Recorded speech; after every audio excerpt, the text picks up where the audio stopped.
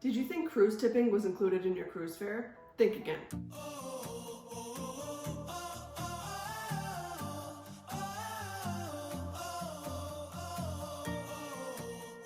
Hi guys, welcome back to the channel. I'm Ashley Neal. I'm a registered nurse and also a travel agent, and today we were going to talk cruise gratuities. What are they for? Who do they go to? And do you have to pay them? Every cruise line charges this fee per day per person and cabin. It fluctuates depending on the cabin type that you have. A suite costs more than a regular balcony or inside cabin.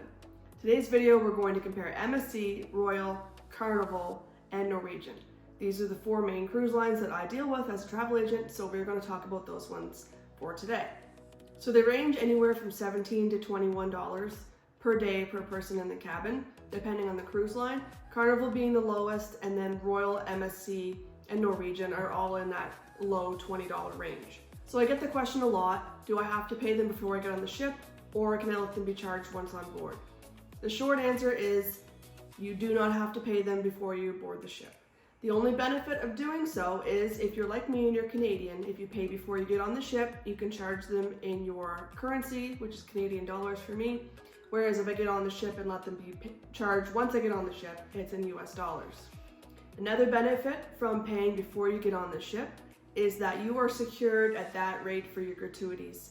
So if for some reason they increase the gratuities, which they do sometimes in the New Year's, and they increase it, you have not paid, then you'll have to pay that higher rate per day per person. If you've prepaid, then that's locked in and you don't have to worry about that. So that is a benefit of paying before you get on the cruise ship compared to once on board.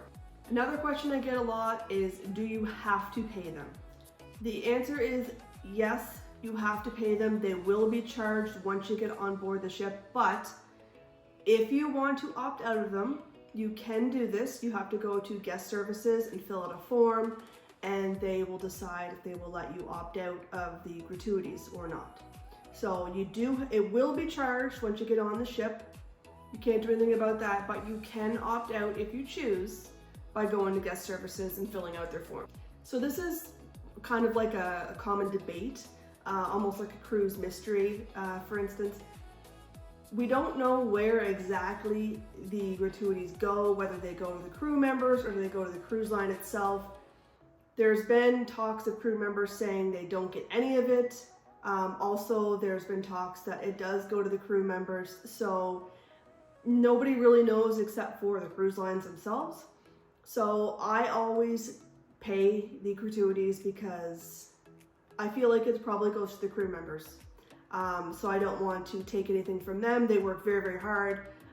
So I always just pay my gratuities. I just include it in my cruise fare when I pay my final payment, and it's done and over with, and I don't think about it anymore. Another question is, do I still tip once I get on board, even though I've paid the gratuities? So the answer to this is it's not required. You've paid your gratuities. In theory, it's supposed to go to the crew members, so you've already done your tipping. Personally, I still tip in cash once I'm on board.